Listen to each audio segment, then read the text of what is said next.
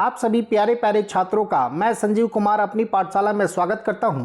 आज की इस वीडियो में हम देखने वाले हैं आज दिनांक 22 फरवरी 2023 को द्वितीय पाली में जो विज्ञान विषय की गृह विज्ञान विषय की परीक्षा हुई है, जो आपने ऐच्छिक विषय के रूप में चुन रखा है, उसकी जो परीक्षा हुई है जिसका कोड 218 है, उसके सही सटीक आंसर की को हम आपके लिए लेकर आए हैं और जिसमें 70 प्रश्न होंगे और पूरे 70 प्रश्नों को आज इस वीडियो में हम करने वाले हैं। तो चलिए वीडियो शुरू करते हैं। वीडियो शुरू करने से पहले यदि आप चैनल पर नए हैं या अभी तक आपने चैनल को सब्सक्राइब नहीं किया है तो प्लीज़ चैनल को सब्सक्राइब कर दे, वीडियो को लाइक और शेयर कर दे। एक चीज़ और कहनी थी आपसे वीडियो शुरू करने से पहले कि कल जो संस्कृत का वीडियो अपलोड हुआ था चैनल पे, उसमें कुछ प्रश्नों के उत्तर मुझसे गलती हो गई है, क्योंकि एक हड़बड़ी थी। क्योंकि एग्जामिनेशन ड्यूटी करने के बाद मैं जब आ रहा था उसके बाद जाम में फंस गया। जाम में फंसने के कारण मैं घर पे थोड़ा सा लेट से पहुंचा और वीडियो डालने की जल्दी थी। उस जल्दी में बहुत कुछ प्रश्न हैं जिसके उत्तर मैंने गलती बता दिए हैं, तो उसको आप करेक्ट कर लेंगे, जिसके लिए मैं दिल से आप सभी से क्षमा चाहता हूँ, माफ़ी मांगता हूँ।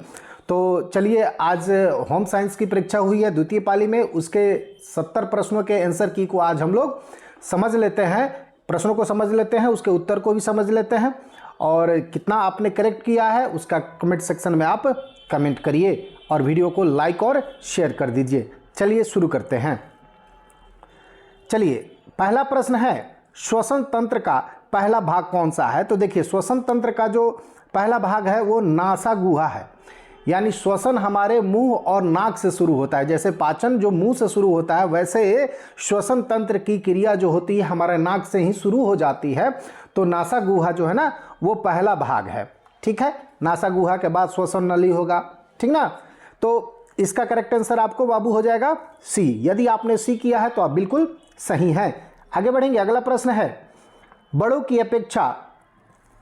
बच्चों की अपेक्षा बड़ों की नाड़ी दर, यानी आपका पल्स रेट बच्चों के क्या होता है, ज़्यादा होता है कम होता है। तो देखिए, बच्चों का जो पल्स रेट होता है वो ज़्यादा होता है, क्योंकि उनका पल्स रेट जो होता है ना 80 से लेकर 130 होता है। जबकि एक वयस्क पुरुष की अगर देखें, वयस्क व्यक्ति की अगर बात करें तो उसका होता है आपको 60 से लेकर 100 तक और इसका 80 से लेकर 130 तक। यानी ये प्रश्न के अनुसार क्या कर रहा है, बच्चों की अपेक्षा बड़ों की नाड़ी दर क्या होती है, कम होती है, ज़्यादा बच्चों की होती है, ठीक ना। तो इसका करेक्ट आंसर आपको ए हो जाएगा। आगे बढ़ेंगे। अगला प्रश्न है हीमोग्लोबिन किसका घटक है। तो ये आरबीसी का है। Correct answer A. आपने ये किया है तो आप बिल्कुल सही हैं। रोगी का कमरा में होना चाहिए। तो देखिए, रोगी के कमरा में पर्याप्त रोशनी भी होनी चाहिए, उचित वायु संचार भी होना चाहिए और स्वच्छता भी होनी चाहिए। तीनों चीज़ का होना बेहद ही जरूरी है। तो करेक्ट आंसर डी हो जाएगा। आगे बढ़ेंगे। अगला प्रश्न है व्यक्ति के उत्तम स्वास्थ्य के लिए क्या आवश्यक है। तो व्यक्ति के उत्तम स्वास्थ्य के लिए आपको सूर्य की रोशनी भी चाहिए, शुद्ध वायु भी चाहिए और शुद्ध पेयजल भी चाहिए। ये तीनों के तीनों बहुत ही आवश्यक है एक उत्तम स्वास्थ्य के लिए किसी व्यक्ति के। तो करेक्ट आंसर आपका डी हो जाएगा। आगे बढ़ेंगे। अगला प्रश्न है 6 नंबर प्रश्न है कि शरीर का तापक्रम नियंत्रित होता है।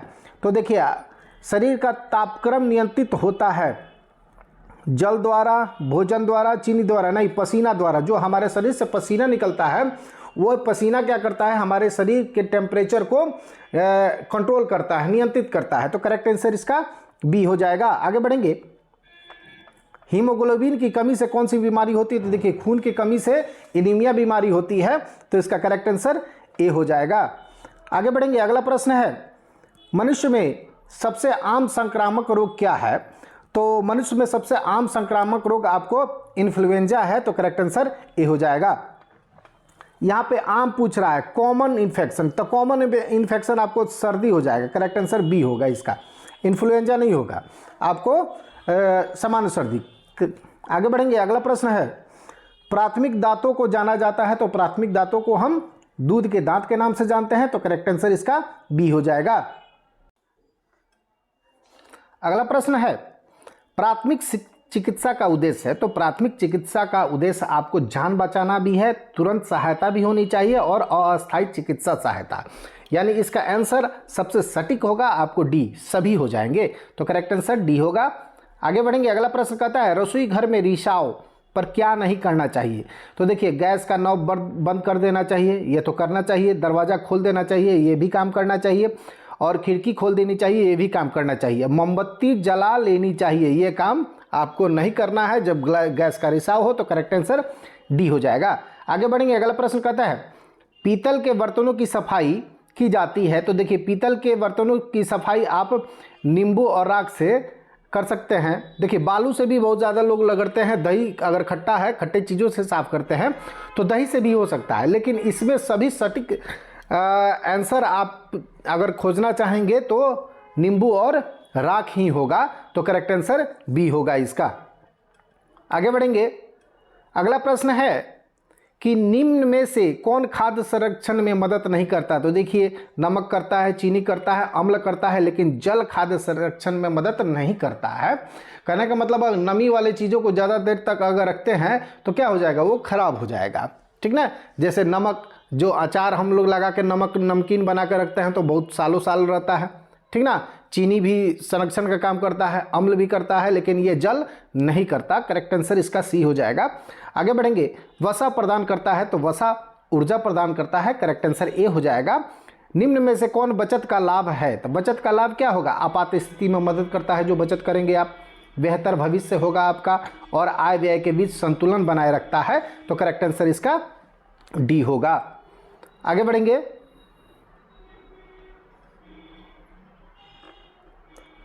अगला प्रश्न है शीशे की खिड़की को साफ करने के लिए क्या उपयोग करना चाहिए। तो देखिए शीशे की खिड़की को साफ करने के लिए रगड़ने हेतु ब्रश से अगर रगड़ेंगे तो स्क्रैच लग जाएगा, फिनाइल से साफ नहीं हो सकता है शीशा की खिड़की। गीला अखबार, पानी, गीला अखबार और पानी। देखिए गीला अखबार से आप कर सकते हैं, फिर गीला से करिएगा फिर सूखेगा। ठीक है, तो इसमें थोड़ा सा कन्फ्यूजन है, आप देख लीजिएगा। गीला अखबार या पानी, ये सी या नहीं तो डी होना चाहिए। आगे बढ़ेंगे, अगला प्रश्न है स्कर्वी किसकी कमी के कारण होता है। तो स्कर्वी रोग विटामिन सी के कमी के कारण होता है। तो करेक्ट आंसर सी हो जाएगा इसका। कौन सा पोषक तत्व तो बच्चों के शारीरिक विकास में मदद करता है। तो बच्चों के शारीरिक विकास में सबसे अधिक जो मदद करता है वो करता है प्रोटीन। वैसे तो सभी जरूरी है, लेकिन सबसे अधिक मदद आपको प्रोटीन करता है। तो करेक्ट आंसर डी होगा। आगे बढ़ेंगे, निम्न में से किसका प्रयोग गृह वाटिका में नहीं करने चाहिए। तो होम गार्डन में किसका प्रयोग नहीं करना चाहिए। तो देखिए रासायनिक खाद का प्रयोग आपको नहीं करना चाहिए। Correct answer is C. आगे बढ़ेंगे, अगला प्रश्न है कौन सा कारक पारिवारिक बजट को प्रभावित नहीं करता। तो प्रभावित नहीं करता की बात करता है। तो देखिए परिवार की आय पारिवारिक बजट को प्रभावित करेगा, परिवार के सदस्यों की संख्या प्रभावित करेगा, पारिवारिक जीवन चक्र प्रभावित करेगा, लेकिन घर का आकार से क्या मतलब, घर का आकार से पारिवारिक बजट पे कोई प्रभाव नहीं पड़ने वाला है। तो करेक्ट आंसर बी होगा इसका। आगे बढ़ेंगे, अगला प्रश्न है भोजन की ऊर्जा को मापा जाता है। तो भोजन की ऊर्जा को हम लोग कैलोरी में नापते हैं। तो करेक्ट आंसर सी होगा। आगे बढ़ेंगे, अगला प्रश्न है शरीर में वसा कहाँ संग्रहित होता है। तो देखिए शरीर में वसा जो है ना वो त्वचा में संग्रहित होता है, न कि यकृत में और वृक्क में। ठीक है ना, तो करेक्ट आंसर इसका ए हो जाएगा। त्वचा के नीचे ये संग्रहित होता है। तो करेक्ट आंसर ए होगा। आगे बढ़ेंगे, अगला प्रश्न है निम्न में से कौन बच्चों का सामान्य रोग नहीं है। तो सामान्य रोग कब्ज होता है, खांसी होता है, दस्त भी होता है, लेकिन हैजा सामान्य रोग नहीं है। तो करेक्ट आंसर सी होगा। टाइलिन का स्राव कहाँ से होता है। तो देखिए टाइलिन का स्राव जो होता है ना लार ग्रंथि से होता है, और लार ग्रंथि कहाँ होता है, मुंह में होता है ना। करेक्ट आंसर इसका ए हो जाएगा। ठीक है, आगे बढ़ेंगे, अगला प्रश्न है 25 नंबर प्रश्न कहता है जल का निष्कासन नहीं होता है। तो जल का निष्कासन कहाँ से नहीं होता। देखिए गुर्दा से होता है, फेफड़े से होता है, त्वचा से पसीना के रूप में होता है, और पेट से जल का निष्कासन नहीं होता। तो करेक्ट आंसर इसका डी होगा। आगे बढ़ेंगे, अभी तक आपने चैनल को सब्सक्राइब नहीं किया है तो चैनल को सब्सक्राइब कर दें, वीडियो को लाइक और अपने दोस्तों तक शेयर कर दें। तो चलिए अगला प्रश्न देखते हैं 26, भोजन क्यों पकाया जाता है। तो भोजन को पकाने का सबसे प्रमुख कारण जो है ना वो भोजन को सुपाच्य बनाना है। तो करेक्ट आंसर इसका बी हो जाएगा। वैसे स्वाद बढ़ाने के लिए और सुगंध बढ़ाने के लिए तो करते ही है ना, लेकिन सबसे जरूरी काम होता है उसको सुपाच्य बनाना। ठीक ना, तो करेक्ट आंसर इसका बी होगा। संक्रामक रोग का अर्थ है। तो संक्रामक रोग का क्या अर्थ है, एक से दूसरे व्यक्ति में फैलना। करेक्ट आंसर इसका ए होगा। आगे बढ़ेंगे, अगला प्रश्न है निम्न में से कौन गृहिणी का दैनिक कार्य नहीं है? तो देखिए भोजन बनाना, घर की सफाई करना, बच्चों की देखभाल करना, ये दैनिक कार्य है, लेकिन बजट बनाना दैनिक कार्य नहीं है। करेक्ट आंसर सी होगा। जल का रासायनिक सूत्र, बहुत इजी क्वेश्चन है, H2O। करेक्ट आंसर ए होगा। निम्न में से पौधे का कौन सा खाने योग्य भाग है? तो देखिए पौधे के हम बीज को भी खाते हैं, पत्ते को भी खाते हैं, फूल को भी खाते हैं, ठीक ना। और ये तो इसका करेक्ट आंसर आपको क्या हो जाएगा? डी होगा। ठीक है, आगे बढ़ेंगे, अगला प्रश्न है 31 नंबर प्रश्न कहता है पारिवारिक बजट किस आधार पर बनाया जाना चाहिए? तो पारिवारिक बजट जो है ना वो मासिक आधार पर बनाया जाना चाहिए, ठीक ना। तो करेक्ट आंसर सी। कहने का मतलब कि एक माह में कितना हमारा इनकम है और कितना हम खर्चा कर रहे हैं उसको ध्यान में रखकर ही ना बजट बनाएंगे हम, ठीक है। तो करेक्ट आंसर सी होगा। आगे बढ़ेंगे, टीकाकरण है, तो टीकाकरण क्या है? देखिए कृत्रिम रोग क्षमता और प्राकृतिक रोग क्षमता। देखिए टीकाकरण ये कृत्रिम रोग क्षमता है, न कि प्राकृतिक रोधक क्षमता है, ठीक ना। तो करेक्ट आंसर इसका ए होगा। आगे बढ़ेंगे, अगला प्रश्न है निम्न में से कौन भोजन खराब होने का कारण? तो देखिए एंजाइम और बैक्टीरिया दोनों से भोजन खराब होता है। तो करेक्ट आंसर इसका सी होगा, ए एंड बी। आगे बढ़ेंगे, अगला प्रश्न है 34 नंबर निम्न में से कौन ऊर्जा देने वाला पोषक तत्व है? तो देखिए ऊर्जा कार्बोहाइड्रेट से प्राप्त होता है। तो करेक्ट आंसर ए होगा।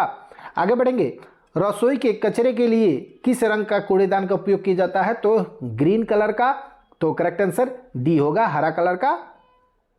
निम्न में से कौन प्राथमिक रंग है? प्राथमिक रंग देखिए लाल, पीला, नीला तीनों प्राथमिक रंग है। तो करेक्ट आंसर आपका डी हो जाएगा।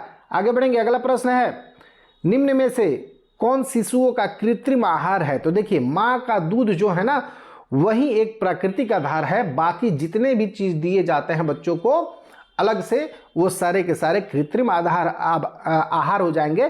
तो इसका करेक्ट आंसर क्या हो जाएगा? गाय का दूध और डब्बे का दूध। Correct answer is D. आगे बढ़ेंगे, रक्त को जमने के लिए कौन सा विटामिन आवश्यक है? तो देखिए रक्त का थक्का जमने के लिए विटामिन के का होना बहुत जरूरी है। तो करेक्ट आंसर डी होगा। आगे बढ़ेंगे, विश्व पर्यावरण दिवस सभी जानते हैं कि 5 जून को मनाया जाता है। तो करेक्ट आंसर इसका डी होगा।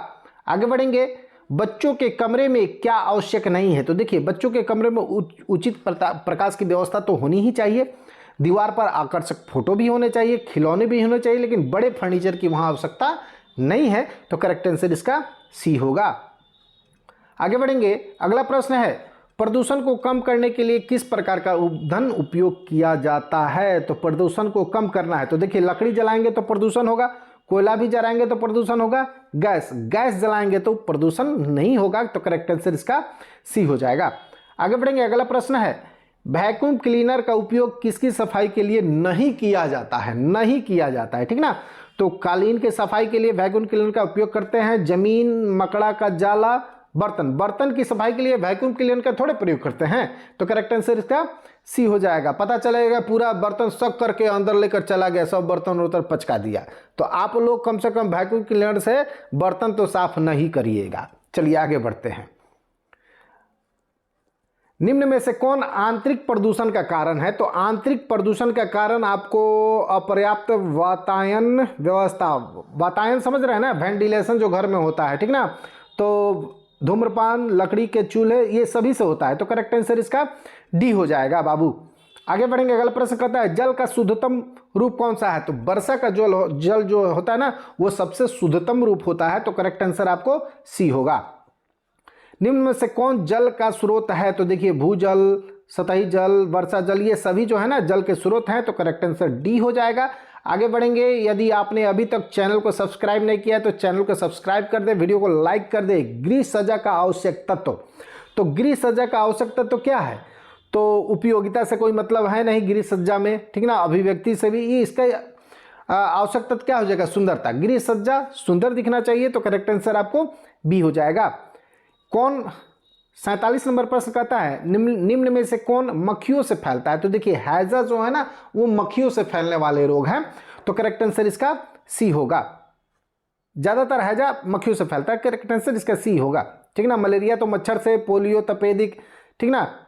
करेक्ट आंसर उसका सी हो जाएगा। चलिए आगे बढ़ेंगे, दूध में किस विटामिन का अभाव होता है? तो देखिए विटामिन सी जो होता है ना वो दूध में नहीं पाया जाता है। विटामिन ए और बी दूध में पाए जाते हैं, लेकिन विटामिन सी केवल खट्टे फलों में पाए जाते हैं। तो करेक्ट आंसर इसका सी हो जाएगा। आगे बढ़ेंगे, अगला प्रश्न है, सब्जियों में पोषक तत्वों को संरक्षित करने के लिए सबसे अच्छा खाना बनाने का तरीका कौन सा है? तो देखिए सबसे अच्छा खाना बनाने का तरीका पूछ रहा है ना, तो उबालना, भूनना, तलना, भाप देना। तो सबसे अच्छा तरीका भाप देना। भाप देकर जब हम सब्जी को बनाएंगे तो उसमें पोषक तत्व संरक्षित रहेंगे। तो करेक्ट आंसर डी होगा। आगे बढ़ेंगे, अगला प्रश्न है, शहरी क्षेत्रों में प्रदूषण के स्रोत क्या है? तो देखिए यातायात शहरों में होता है, निर्माण कार्य होते हैं, लाउड स्पीकर भी होते हैं। तो इसका करेक्ट आंसर आपको डी हो जाएगा। आगे बढ़ेंगे, अगला प्रश्न है, लौह तत्व की कमी से कौन सा रोग होता है? तो देखिए लौह तत्व की कमी यानी हीमोग्लोबिन की कमी, ठीक ना, आयरन की कमी से आपको क्या होगा? एनीमिया रोग होगा। करेक्ट आंसर सी होगा। प्राथमिक उपचारकर्ता का क्या गुण होना चाहिए? जो प्राथमिक उपचारकर्ता हैं उनका क्या गुण होना चाहिए? तो शीघ्र और त्वरित सेवा देने वाला, बिल्कुल सही। शांत और नियंत्रित होना चाहिए, बिल्कुल सही। कुशल एवं व्यवहार कुशल, यानी तीनों ऑप्शन आपके सही हैं। प्राथमिक उपचारकर्ता अगर शांत और नियंत्रित ना हो, अशांत हो जाए देखकर स्थिति, तो वहीं पे आपको क्या हो जाएगा? वो रोगी मर जाएगा। तो करेक्ट आंसर डी होगा। आगे बढ़ेंगे, उसकी स्थिति नाजुक हो जाएगी वहीं पे, ठीक है। आगे बढ़ेंगे, जल में घुलनशील विटामिन। तो देखिए जल में जो घुलनशील विटामिन होते हैं ना, वो सी और बी सभी जल में घुलनशील होते हैं। सी और बी जल में घुलनशील विटामिन होते हैं। बाकी जितने भी विटामिन होते हैं वो सभी वसा में घुलनशील होते हैं। तो देखिए ऑप्शन में आपको सी है, तो करेक्ट आंसर इसका ए होगा। आगे बढ़ेंगे, अगला प्रश्न है, पौधे भोजन बनाते समय निम्न में से किसका उपयोग करते हैं? तो भोजन बनाने के समय में कार्बन डाइऑक्साइड का प्रयोग करते हैं। तो करेक्ट आंसर आपको सी होगा। आगे बढ़ेंगे, बीसीजी का टीका किस रोग के रोकथाम के लिए लगाया जाता है? कुकुर खांसी, पोलियो, तपेदिक, टेटनस।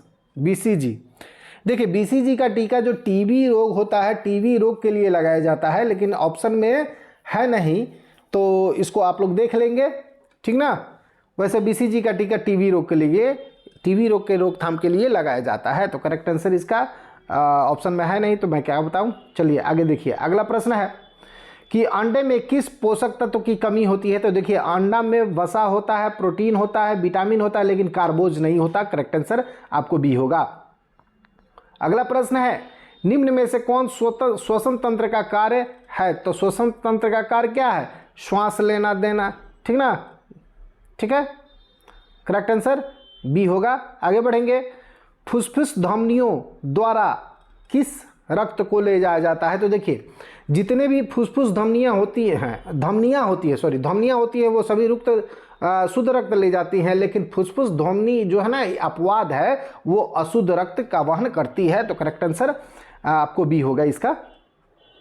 हड्डियों को मजबूत बनाने के लिए किस खनिज की आवश्यकता होगी? तो विटामिन सी की आवश्यकता होगी। करेक्ट आंसर सी होगा।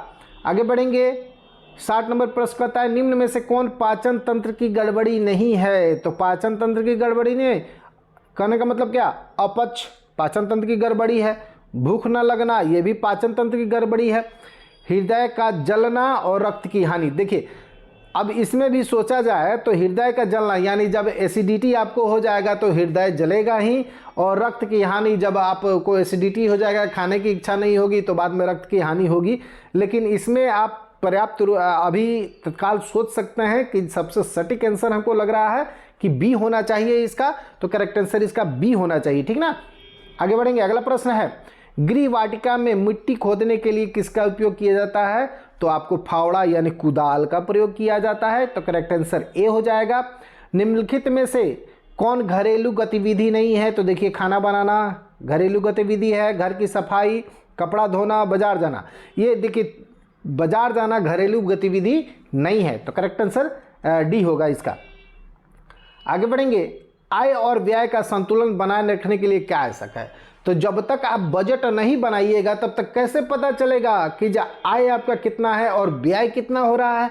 तो इन दोनों के बीच संतुलन बनाने के लिए आपको बजट बनाना होगा। तो करेक्ट आंसर इसका बी होगा। आगे बढ़ेंगे, अगला प्रश्न है, रोगी के गले में झिल्ली किस रोग के कारण बनता है? तो देखिए डिप्थीरिया रोग के कारण गले में झिल्ली बनता है, तो करेक्ट आंसर सी हो जाएगा। आगे बढ़ेंगे, किस प्रकार का बजट सबसे अच्छा होता है? तो घाटे का बजट जो है ना वो सबसे अच्छा होता है भारत के लिए, भारत के दृष्टिकोण से मैं बता रहा हूँ, ठीक ना। आगे बढ़ेंगे, अगला प्रश्न है, पाचन तंत्र का सबसे लंबा भाग कौन सा है? तो छोटी आंत जो है ना सबसे लंबा होता है, तो करेक्ट आंसर सी होगा। शयन कक्ष में पर्दे का क्या लाभ है? तो शयन कक्ष में पर्दे का क्या लाभ हो सकता है? देखिए गोपनीयता बनाए रखने के लिए सही है, सजावट के लिए सही है, प्रकाश नियंत्रण के लिए सही है, यानी इसका करेक्ट आंसर इनमें सभी होगा। आगे बढ़ेंगे, अगला प्रश्न है, शरीर के तापमान को मापने के लिए किस उपकरण, तो आप सभी जानते हैं थर्मामीटर का उपयोग किया जाता है, तो करेक्ट आंसर ए होगा। निम्न में से कौन वॉशिंग मशीन द्वारा नहीं बचाया जाता? तो देखिए वॉशिंग मशीन द्वारा श्रम बचाया जा सकता है, समय बचाया जा सकता है, लेकिन बिजली की खपत होती है, बचाया उसको नहीं जाता। करेक्ट आंसर सी होगा। आज का अंतिम प्रश्न है, ठीक ना। अभी तक आपने यदि चैनल को सब्सक्राइब नहीं किया है तो सब्सक्राइब कर दे, बेल आइकन को दबा दे और इस वीडियो को लाइक और अपने दोस्तों तक ज़्यादा से ज़्यादा शेयर कर दे। तो चलिए अंतिम प्रश्न है, खाना पकाने की किस विधि में तेल की आवश्यकता नहीं होती? तो तेल की कब आवश्यकता नहीं पड़ेगी? जब हम उसको धीमी आंच पर सेकना शुरू करेंगे तो उसमें तेल की आवश्यकता नहीं पड़ेगी, तो करेक्ट आंसर सी होगा। चलिए फिर मिलेंगे अगले वीडियो के साथ, तब तक के लिए जय हिंद, जय भारत, जय बिहार।